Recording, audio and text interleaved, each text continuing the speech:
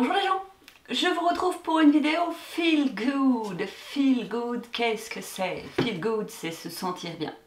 Merci Laurence, au revoir et à bientôt. Feel Good, c'est le nom que j'ai décidé de donner aux vidéos dans lesquelles j'allais vous parler un petit peu plus de développement personnel et surtout de psychologie positive puisque c'est mon dada. Pour le contexte, vous le savez, j'ai travaillé dans le domaine de l'accompagnement en développement personnel et professionnel. En tout cas, vous le savez maintenant, si vous ne m'en aviez pas encore entendu en parler sur cette chaîne. Et surtout, j'ai découvert il y a quelques années la psychologie positive, qui est donc une branche de la psychologie, au même titre que la psychologie sociale, par exemple. Et c'est un domaine qui m'a absolument captivée.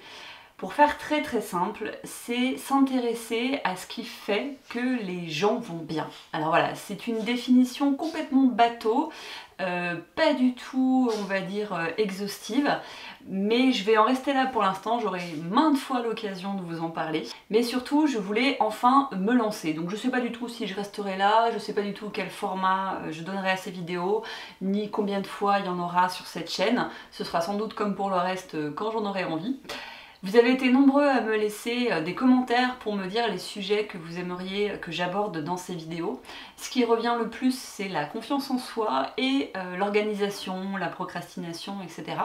Donc si vous avez encore envie de participer pour me dire ce que vous aimeriez que j'aborde comme thème, ou quelles sont vos questions en lien avec le développement personnel ou avec les métiers du développement personnel, n'hésitez pas à me laisser des commentaires et j'essaierai de voir dans quelle mesure je peux y répondre. Je vais partager simplement mon expérience en tant que personne lambda. Je ne suis pas, en tout cas plus une professionnelle dans ce domaine-là. J'ai appris beaucoup par moi-même, j'ai appris beaucoup aussi au cours de mes formations, mais ça reste avant tout un réel plaisir de partager sur ce sujet.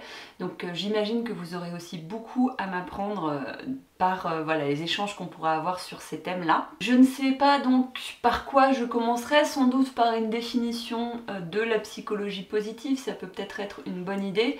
Plutôt que vous faire des grands cours ou des grandes discussions ou vous donner des conseils alors que je ne vous connais pas personnellement, je m'en tiendrai sans doute plutôt à des exercices ou à des retours d'expérience. Ou voilà, je partagerai encore une fois ce que je sais, ce que j'ai appris, ce que j'aime, ce que j'en retiens.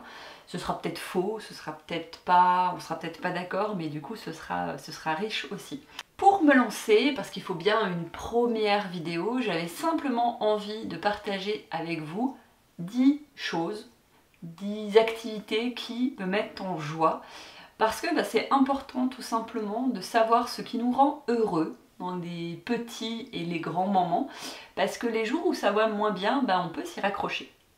Il y a plein de techniques, vous avez peut-être entendu parler des 3 kiffs par jour, vous avez peut-être entendu parler des, on va dire, des happy cahiers et autres, où on peut voilà, noter tout ce qui nous rend heureux et s'y reporter dans des moments où ça va un petit peu moins bien, parce que ça aussi, ça fait partie de la vie.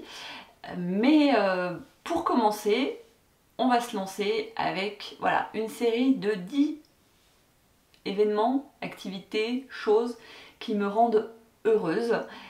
Simplement pour le plaisir de les partager et du coup de me les remémorer et du coup de me faire du bien. Et je vous invite à faire la même chose. Alors, je me suis notée, oui, puisque j'ai le décor qui se fait la malle.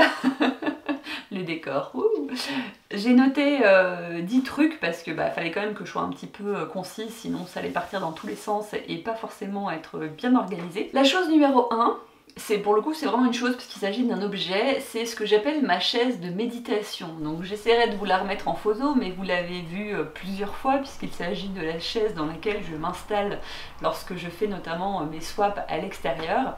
C'est une chaise en palette que mon chéri a construit cette année, qui est très large, du coup on peut s'installer à 2 dedans. Et j'aime beaucoup m'y poser pour observer ce qui se passe dehors. Donc je prends ma petite couette, mon petit plaid, je me mets à l'extérieur, je m'installe sur cette chaise. Vous l'avez compris, je reste rarement toute seule dessus parce que les chats viennent se taper l'incruste.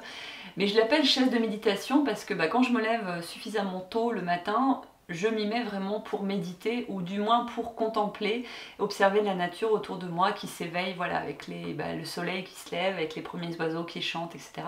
Bon là ça devient un petit peu plus hard hein, parce qu'on arrive dans une période plus froide, mais c'est vraiment un lieu presque où je me sens bien. En numéro 2, c'est aussi un objet que j'ai depuis quelques mois seulement. Je crois que mon tableau ne va pas tenir jusqu'à la fin de cette vidéo.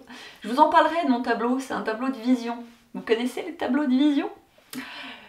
Le deuxième objet, c'est une... Comment on appelle ça? Ah ben bravo, une platine vinyle. Je perds mes mots. Une platine vinyle que mon chéri m'a offert pour mon anniversaire cette année. Ça faisait très longtemps que j'avais envie d'en avoir une. Alors oui, les vinyles, c'est un truc de vieux ou un truc de collectionneur d'ailleurs. Quand j'étais petite, j'avais un manche-disque. C'était une boîte orange dans laquelle je glissais un 33 tours ou un 45 tours, je ne sais plus, qui faisait de la musique. C'est l'ancêtre avant les cassettes audio, avant les CD, avant le MP3. C'est un vieux truc. Mais ça a un son qui, pour certaines musiques, notamment pour le jazz, notamment pour tout ce qui est blues, etc., il y a un petit bruit de grain qui, pour moi, fait vraiment la différence. Mais au-delà de ça, le plaisir suprême, c'est que j'ai pu écouter tous ces vieux disques que j'ai gardés de mes parents, de ma sœur, de quand j'étais moi-même petite. Et c'était bonheur de redécouvrir toutes ces chansons absolument kitsch des années 80. Et je me suis régalée le temps de réécouter tout ça. J'en ai encore beaucoup à écouter, mais c'est des... Voilà, quand j'ai envie de décompresser, je mets en route ma platine, je choisis un disque bien kitsch et je chante sans témoin. Le truc 3 et le truc 4, ce sont des activités en lien avec mes bestioles. Il s'agit tout simplement de passer du temps dehors avec mes cocottes ou de passer du temps dehors avec mes chats. C'est une activité, c'est une activité qui m'apaise énormément. Je me pose dans l'herbe et j'observe. Voilà. Des fois ils viennent pour faire des câlins, des fois ils viennent pas, des fois ils se bagarrent. Je m'amuse à faire semblant de picorer avec mes cocottes, je leur donne à manger, j'essaye de les apprivoiser pour qu'elles viennent manger dans le creux de ma main. Je leur parle comme une débilos, mais voilà, c'est des moments de pure sérénité pour moi et ça me revigore, ça me requinque, ça me remplit d'énergie et c'est bonheur. En activité numéro 5, et je pense qu'elle va parler à beaucoup de monde par ici, il s'agit d'avoir sous la main un canapé, un plaid, un livre, éventuellement un petit truc à grignoter et un thé chaud, mais là c'est plus optionnel. Mais me poser dans le canapé avec un bon bouquin en me disant ce soir c'est soirée glandouille, ou alors ce soir, ou même ce week-end c'est week-end glandouille, c'est là aussi de bons instants de bonheur, de tranquillité, et ça ne demande pas beaucoup d'énergie et ça me va très bien. En activité numéro 6, j'ai mis randonnée. En particulier, en ce moment, on arrive dans la saison que je préfère pour randonner, à savoir l'automne, parce qu'on a encore de très beaux jours, il fait relativement bon, il n'y a plus de grosse chaleur, et on peut observer assez bien les animaux parce que les feuilles commencent à tomber. Et ça c'est mon chat qui éternue. Les feuilles commencent à tomber et c'est vraiment magnifique, toutes ces couleurs automnales. En fait, j'aime beaucoup ce moment. On peut commencer à cueillir les noisettes, on peut récupérer des marrons, des châtaignes, etc.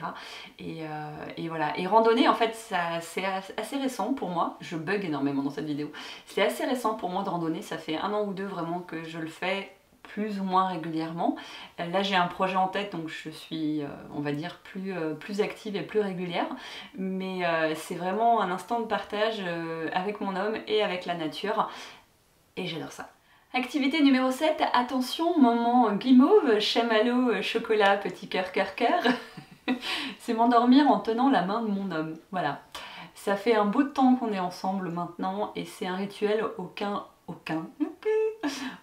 je tiens précieusement, c'est de lui tenir la main pendant que je m'endors. Voilà, c'est un côté aussi apaisant, c'est un côté tendre, voilà, ça s'explique pas trop. Je pense que si vous avez un ou une chérie, c'est quelque chose qui va vous parler. Ce sont des beaux moments de partage du quotidien tout doux qui font beaucoup de bien. Activité numéro 8 qui n'étonnera personne. organiser, réaliser, participer, recevoir des swaps. J'aime les swaps, vive les swaps, swap addict. Vous me comprenez au moins? J'adore les swaps. Pourquoi j'adore les swaps? Eh bien tout simplement parce que à mes yeux c'est vraiment du cadeau 3 en 1. C'est-à-dire que maintenant, depuis quelques temps, je ne m'achète quasiment plus aucun livre parce que je participe à des swaps. Je peux pas avoir un budget pour m'acheter des livres plus participer à des swaps, donc j'ai laissé tomber le budget achat de livres direct et je participe à des swaps, c'est-à-dire que j'ai le plaisir de réaliser un colis pour une personne que je ne connais pas ou que j'apprends à connaître pour le coup, en essayant de lui faire plaisir, de trouver ce qui lui plaira, le petit truc en plus, la petite différence. Donc déjà ça c'est un kiff de préparer le colis en lui-même. Après le kiff d'en recevoir un. Donc le côté, je vais effectivement recevoir des livres que j'ai envie de lire, mais je vais aussi recevoir un colis tous les mois, quoi. Parce que vu le nombre de swaps que je fais, c'est à peu près un colis par mois, des fois même plus. Et c'est comme les personnes qui sont abonnées au box en fait. Avant j'étais abonnée à la T-Box par exemple, ou à l'envoûté, et plus que le thé en lui-même, c'était d'avoir ce colis qui arrivait. Enfin c'est Noël tous les jours quand vous faites des swaps. Donc c'est vraiment là aussi du kiff à coup de que vous entendez souvent dans mes vidéos et je crois pas que je vais m'arrêter de sitôt, même si j'essaye de les sélectionner un petit peu plus maintenant. Je pense que il va y avoir encore beaucoup d'unboxing sur cette chaîne. Activité numéro 9 qui est vraiment une activité à la fois détente et concentration, il s'agit de cuisiner. Et oui, j'adore cuisiner, j'adore essayer de nouvelles recettes, tenter de nouveaux trucs, goûter de nouvelles saveurs, essayer des aliments que je ne connais pas en me disant mais qu'est-ce que je peux faire avec ce truc là, genre la gomme de goire et l'arrowroot assez récemment pour essayer des desserts et je trouve ça génial, j'ai l'impression de faire des expériences limite scientifiques quoi. Ça m'éclate. Et quand je suis énervée, quand je suis agacée, quand j'ai besoin vraiment de me vider le cerveau et de réussir à un petit peu focuser, je coupe des légumes. Si vous voulez que je me calme, faites-moi faire une ratatouille. Voilà, couper les petits légumes, ça me calme. C'était l'instant psychopathe de cette vidéo. Et enfin, numéro 10, activité numéro 10 qui m'apporte beaucoup de joie, il s'agit de chanter à tue-tête dans ma voiture. Et là aussi, je pense que ça parlera à beaucoup de personnes. Une autoroute ou une route de campagne sans personne à part des vaches, la musique à fond, les fenêtres grandes ouvertes, l'aventurière que je suis, alors que pas du tout en fait, hein, mais bon bref, on imagine qu'on est sur la route 66, et un de mes clips, un de mes tubes préférés passe à la radio, et je mets à fond, et je chante comme une gogolito. Voilà, ça c'est le kiff intégral. Voilà, ce sont ça mes moments de bonheur personnel, enfin 10 parmi des dizaines d'autres de moments personnels, on aura sans doute l'occasion d'en partager d'autres. Vraiment, c'est pas un tag en fait, mais si vous avez envie de le faire aussi pour, je sais pas, faire une vague de bien-être et de bonheur et de feel good sur YouTube, faites-le parce que voilà, en plus quand on partage et qu'on entend les kiffs des autres, on se dit ah ouais mais moi aussi j'adore ça, et on complète notre liste de kiffs, et du coup le jour où ça va moins bien, hop, on peut essayer de trouver une activité qui va nous détendre, qui va nous faire du bien, qui va nous faire un petit peu sourire et peut-être passer le nuage gris un petit peu plus vite. Je vous dis à très bientôt pour des vidéos un petit peu plus concrètes autour du développement personnel et de la psychologie positive, mais il fallait bien ton début et c'en est un. Ciao!